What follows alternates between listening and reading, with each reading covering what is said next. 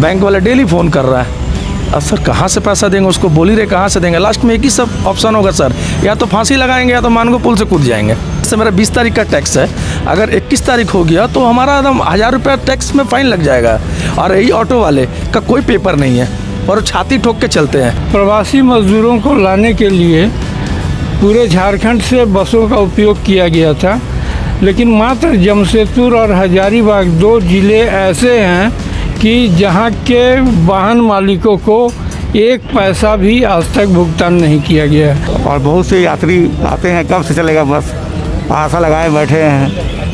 नमस्कार, सोशल संवाद में स्वागत है। मैं शशि भूषण और आप हमारे पीछे आप देख रहे हैं, ये मिनी बस एसोसिएशन का बस स्टैंड है जहां से शहर भर में बस जो है परिचालन होता है। लेकिन आप 2020 से जब से लॉकडाउन की शुरुआत हुई है, अगर सबसे ज़्यादा अगर किसी पर मार पड़ा है तो बसों पर पड़ा है, इसलिए कि पहली लहर में 6 महीने के करीब आसपास में बसें बंद थी और दूसरी लहर में भी जब से झारखंड में लॉकडाउन शुरुआत हुआ है, बसों का परिचालन, वो सिटी बसें हो या अंतर्राज्यीय बस हो, सभी बसों का, बड़े छोटे बसों का परिचालन बंद कर दिया गया है।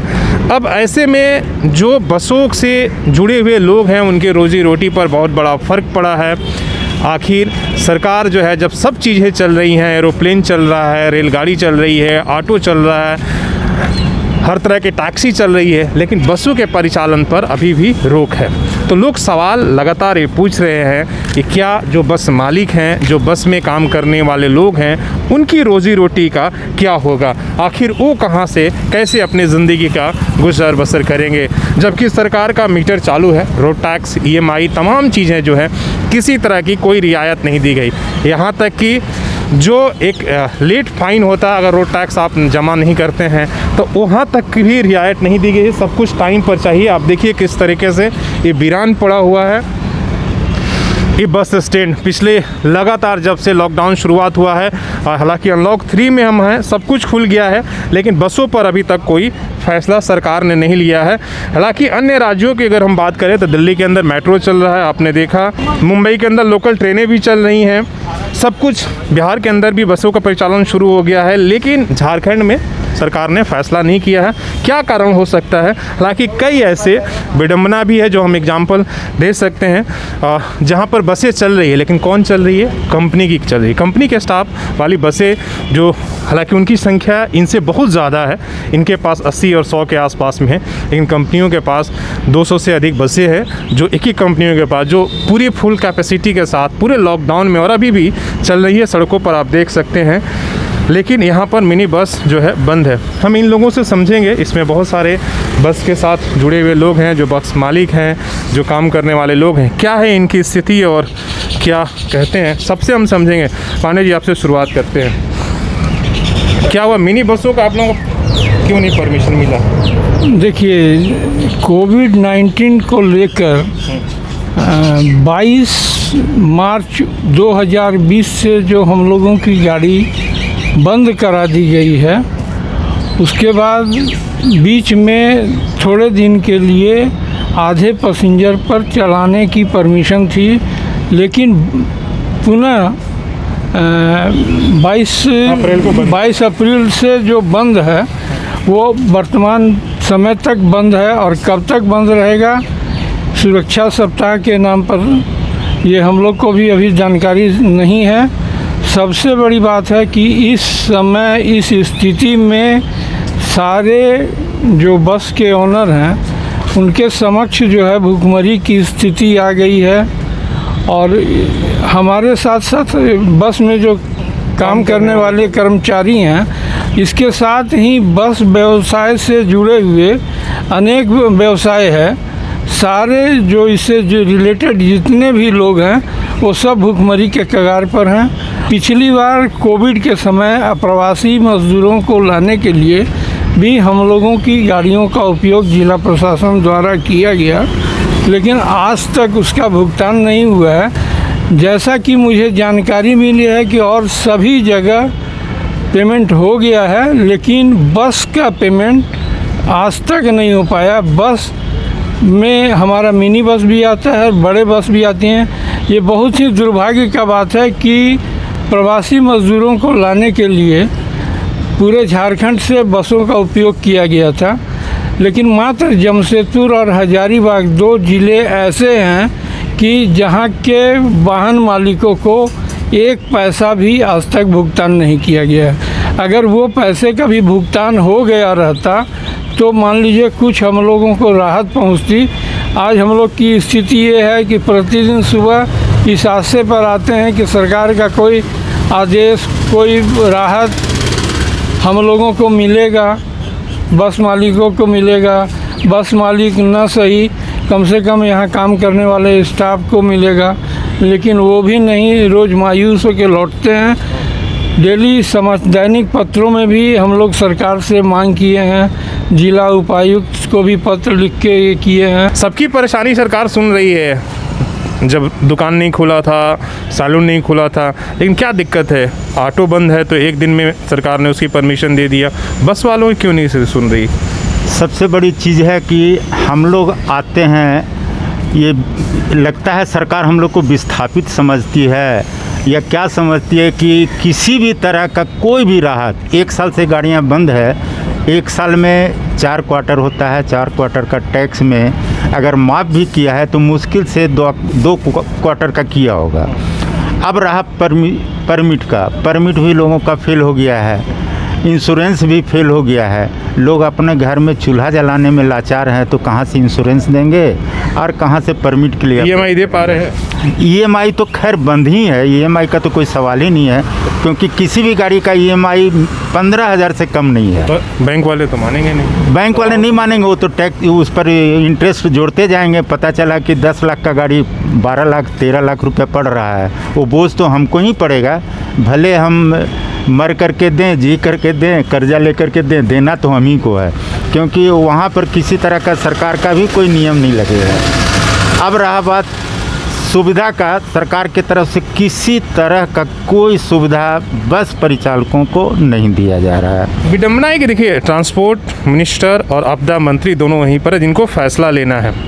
परिवहन से जुड़ा हुआ ट्रांसपोर्ट मंत्री और अब, लेकिन तब भी आप लोग अपनी परेशानी नहीं पहुंचा पा रहे हैं। दुर्भाग्य की बात है कि परिवहन मंत्री भी जमशेदपुर से हैं, आपदा प्रबंधन मंत्री भी जमशेदपुर से हैं। यहाँ पर पूरे सिंहभूम में 8 या 6 विधायक हैं, सभी स्थानीय हैं। किसी को भी ये खबर नहीं है कि 10 रुपये की जगह 5 रुपया छात्रों को ले जाने के लिए लेते हैं हम, विकलांग लोगों को हम छूट देते हैं, उसके बावजूद किसी तरह का छूट हमको नहीं दिया जाता है। क्या स्थिति है, कैसे चल रहा है आप लोगों का? देखिए, ये तो बहुत ही विडम्बना है कि एक शहर में 2 नीति का निर्धारण हो रहा है। एक तरफ जमशेदपुर मिनी बस एसोसिएशन की 80 से 90 बसों का परिचालन नहीं हो रहा, दूसरी तरफ यहाँ टाटा मोटर्स का 200 गाड़ियों का परिचालन प्रतिदिन स्टाफ ले जाने ले जाने हैं। बाकी कंपनियों की भी बसें चल रही हैं, बाकी भी आप देख सकते हैं। तो क्या शहर के अंदर चलने वाली गाड़ियों को आधे पैसेंजर पे अनुमति मिलना चाहिए कि नहीं, ये खुद एक सवाल है और इसमें सरकार को गहनतापूर्वक सोचना चाहिए। आप देख सकते हैं कि शहर में टेम्पुओं का परिचालन भी हो रहा है और टेम्पू में आम यात्री बैठते ही हैं। तो कोरोना संक्रमण सिर्फ बस के लिए ही है क्या, मेरा सवाल है। ऑटो में गरीब लोगों के लिए भी फेयर भी, अगर हम बात करें भाड़े की बात करेंगे तो जहां 20 से 25 रुपये में यात्रा होती वहां मिनी बस में 10 से 15 रुपये में, तो कहीं ना कहीं उस हिसाब से भी सस्ता था। इसलिए कि आदमी इस तरीके से जो है इस कोरोना के महामारी में महंगाई और बेरोज़गारी इस तरीके से बढ़ी है कि 1-1 रुपया लोगों के लिए मुश्किल हो रहा है। हम कुछ स्टाफ यहाँ पर जो काम करने वाले लोग हैं उनसे भी समझेंगे। बताइए, EMI कैसे दे पा रहे हैं और बाकी चीज़ आप लोगों को कैसे चल पा रही है? सर, EMI देने का आज का डेट में हमारे पास पैसा नहीं है, बैंक वाला लोग मान नहीं रहा है और झारखंड सरकार से हम यही आग्रह करते हैं कि सभी बसों का टैक्स माफ़ करें। 22 मार्च 2020 से सभी बसों का टैक्स माफ़ करें तथा EMI पे हमें कुछ छूट आगे तक दिया जाए। शहर में ऑटो चल रही हैं, उनके लिए कोरोना नहीं है, बस चलेगी तो कोरोना हो गई क्या? आप लोग इतने नज़दीक में कभी अपनी बात पहुंचाने, स्टाफ है यहाँ पर काम करते हैं, इनसे समझते हैं क्या स्थिति है, बस नहीं चल रहा, कैसे आप जी रहे हैं? बस हम लोग बहुत कैसे हो पा बहुत परेशानी से जी रहे हैं, हम लोग बहुत तकलीफ हो रहा है। कितने सालों से काम करते हैं आप? हम लोग करीब 22-23 साल से काम कर रहे हैं। बहुत कठिनाइयों का सामना करना पड़ रहा है। आज मैं सोच के आया कि बस चलेगा, तो परिचालक ने बताया कि अभी अनुमति नहीं मिला है। आप इस उम्मीद में आए थे? हाँ, और बहुत से यात्री आते हैं कब से चलेगा बस, आशा लगाए बैठे हैं, तो उनको मैं कैसे बताऊं।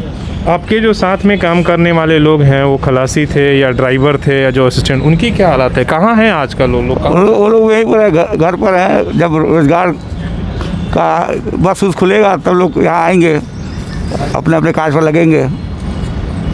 कई ऐसे लोग हैं जो आपको सड़क पर यहाँ पर काम करने वाले थे, ऐसा नहीं कि जो इसमें काम करने वाले जो असिस्टेंट हो, ड्राइवर हो, सभी गरीब फैमिली से आते, उनकी आर्थिक स्थिति इतनी अच्छी नहीं होती है। तो कई लोगों को मैंने देखा जो सड़कों पर या तो कुछ काम करने के लिए, कोई सब्ज़ी बेचने के लिए मजबूर है, तो कोई जो है मज़दूरी करने के लिए, कुछ भी जो काम उन्हें मिल जाता है आज वो करने के लिए मजबूर हैं। इसलिए कि स्थिति काफ़ी ही दयनीय है। बताइए। इतना दिक्कत है सर कि हमारा सरकार तो देख ही नहीं रहा है। यहाँ का स्वास्थ्य मंत्री जो है, टेम्पू चलने के लिए आदेश उनको तुरंत हो जाता है। टेम्पू 6 आदमी, 8 आदमी, 10 आदमी बैठा के चल रहा है, उसके लिए कोरोना नहीं है। क्या आप लोगों के साथ पॉलिटिक्स हो गया? वही चीज़ है सर। आदमी तो मंत्री जी यही देख रहे हैं कि मान लीजिए ऑटो जो हम कर रहे हैं अपना देखभाल, ऑटो वाला दे रहा शायद, उसको लगता है कि वही उसको देखभाल बोर्ड दिए और कोई नहीं दिए उनके, जो कि उन्हें झारखंड नहीं, तो पूरे फैसला झारखंड के लिए होना चाहिए ना। हाँ, तो कोई एक क्षेत्र की बात है नहीं। तो स्वास्थ्य मंत्री जी तो वही ना देख रहे हैं सर। अपने राज्य का बस मान लीजिए, जो शहर का बस बंद है, जो कि हर दिन आदमी को आना जाना दिखता रहता था, आज उनको खाली ऑटो वाला दिख रहा, बस वाला नहीं दिख रहा। बस वाले के साथ क्या हो रहा कोई नहीं देख रहा। बस वाले का टैक्स ऐसा है कि बहुत सा दूसरे के छोड़ी, मैं अपने ही बता रहा हूँ, हमारा टैक्स फेल हो जाता है अभी तो 700-800 रुपये फ़ाइन करता है। में भी रिलीफ नहीं है, कोई रिलीफ नहीं। अगर मान लीजिए जैसे मेरा 20 तारीख का टैक्स है, अगर 21 तारीख हो गया तो हमारा एकदम 1000 रुपये टैक्स में फ़ाइन लग जाएगा। और यही ऑटो वाले का कोई पेपर नहीं है और वो छाती ठोक के चलते हैं। तो हमारे जाहिर सी बात है कि कुछ ना कुछ तो हमारे जी देखिए चलना तो सबका चाहिए, इसलिए ऑटो वाले भी गरीब हैं, मिनी बस वाले भी सब वही हैं, लेकिन गाइडलाइन, लेकिन एक ही तरह के सरकार गाइडलाइन तो सरकार के सबके लिए है सर, केवल हमारे लिए तो नहीं है। वो अगर 6 सवारी बढ़ा के जा रहा है, उस पर 1 इंच जो बोलते हैं फासला नहीं रहता टेम्पू पे, सब एक दूसरे के बदन में सट के बैठते हैं। उस जगह वहाँ कोरोना नहीं फैल रहा। इस बार बस में 32 सीट का कैपेसिटी है, आप 16 सीट बोलेंगे तो हम 16 सीट में ही चलने के लिए तैयार है। जो कि इससे पहले गाड़ी निकली थी, हम अपने घर से 10,000 का तेल डाल के चलाएं मार्केट बनाने के लिए। हर दिन 200, 400, 500 इधर ला के दायाँ बायाँ करके डालें कि मेरा एक स्टाफ जिंदा रहे, स्टाफ भागे नहीं। आज मेरा स्टाफ भाग गया है। अगर सरकार चलने भी देगा तो हमको महीना भर लग जाएगा स्टाफ को खोजने में सर। इसलिए वो लोग मजबूरी है। सेटल हो गया, कोई सब्जी बेच के 200 कमा रहा है, कोई कहीं काम करके कमा रहा है, कोई ऐसा हो रहा है कि जेनेसी के बाद बोरा जो ढुलाती है चावल का, बहुत सा स्टाफ मेरा वहाँ जाके बोरा ढो रहा है, बोलता सर हम यहीं ठीक है 200-400 कुछ तो कमा रहे बोरा ढोके, बस तो सर चल नहीं रही हमारी। कम से कम उसका जीवन तो चले, उसकी भी स्थिति के घर नहीं चल रहा है तो कैसे आखिर भी करेगा। देखिए सर बहुत सा तो परेशान है हम लोग, इतना परेशान है ना सर कि अच्छा क्या कि यहाँ पर जितने भी स्टैंड में बस है, क्या किसी को बैंक ने खींच भी लिया या कुछ ऐसा? बहुत सा बस को खींचा है सर। ऐसा गाड़ी है कि आदमी बैंक टान लेता था, बैंक वाला डेली फ़ोन कर रहा है, अब सर कहाँ से पैसा देंगे उसको, बोल ही रहे कहाँ से देंगे। लास्ट में एक ही सब ऑप्शन होगा सर, या तो फांसी लगाएंगे या तो मानगो पुल से कूद जाएंगे। ऐसा तो ये तो लोन में मेरा को ऐसा पैसा बढ़ाएगा बैंक वाला तो अपना नहीं छोड़ रहा सर, वो इंटरेस्ट का इंटरेस्ट जोड़ता है, कभी नहीं छोड़ता बैंक का पैसा। और उसको आप कुछ भी करिए वो तो छोड़ने वाला नहीं है सर। लास्ट में आदमी कहीं से नहीं देगा, या तो फांसी लगाएगा या तो कुछ खा के करेगा ही सर, क्योंकि बस तो एकदम दयनीय स्थिति पे है। और 100 रुपये का डीजल कगार पे हो गई है। यहाँ से बिष्टुपुर हम लोग लेते हैं 5 रुपया। आप बताइए कि 16 सवारी में हम यहाँ से स्टेशन ही बात बोलते हैं 7 किलोमीटर है। इस बस के एवरेज बहुत देगा तो 4 से 5 तक का। यहाँ से स्टेशन जाएंगे, स्टेशन से आएंगे, 2 लीटर तेल खाया सर 200 रुपये का। आप मुझे बताइए कि हम यहाँ से जुगसलाई स्टेशन का 15 आदमी ले जाएंगे, जिसमें कि 5 आदमी बैठ जाता है, 5-7 आदमी बिष्टुपुर का, जुगसलाई का 2-4 आदमी, स्टेशन का क्या कटेगा सर हमें बताइए। यहाँ पर एक स्टाफ, इनसे हम समझते हैं मिस्त्री है यहाँ का, बस बंद है, कैसे चल रहा आपका रोजगार चल रही है? बहुत कठिन से चल रहा, कभी किसी का रिक्शा चला रहा, कभी किसी से कोई सब्जी बेच रहा उसका पीछे लग जा रहे हैं, फिर कोई कुछ और सब्जी बेच रहा है तो उसके साथ क्या मतलब बेच रहे हैं, सब्जी चिल्ला रहे हैं, क्या धक्का मार रहे हैं, क्या कर रहे हैं? नहीं, जैसे कि उसका साथ में बोलते कि यहाँ तक मेरे को पहुँचा दो, इतना माल है 200 दे देंगे, 150 दे देंगे, मतलब रिक्शा चला के। जी हाँ, उसी के साथ में हम लग जा रहे हैं। और जो लोग डिपेंड है, जैसे आपने देखा अभी मिथिलेश शर्मा ये यहाँ पर काम करते थे, बसों को ठीक ठाक करने का काम करते थे। स्थिति बहुत ही दयनीय है, जितना सुनाऊँ कम है, जितनी व्यथा बताऊँ कम है। आप जितना हम बता रहे हैं, आपको दिखा रहे हैं, वो कहीं नहीं। हकीकत इससे काफ़ी ख़राब है। जैसे इन्होंने बताया कि अगर कोई सब्ज़ी बेचने जाता है, कोई सामान लेकर, तो मैं धक्का मार के वहाँ तक पहुँचा जाता हूँ, उसे 100-200 रुपये मिल जाता, उससे हम रोज़गार चलाते हैं। और ये स्थिति है। लेकिन सरकार पता नहीं क्या समझ रही है, क्यों समझ रही है, क्या व्यवस्थाएं हैं। हकीकत ज़रूर है कि जब सब कुछ चल रहा है तो फिर मिनी बस या जो बसें हैं, बड़ी या छोटी बसें, उन पर प्रतिबंध क्यों?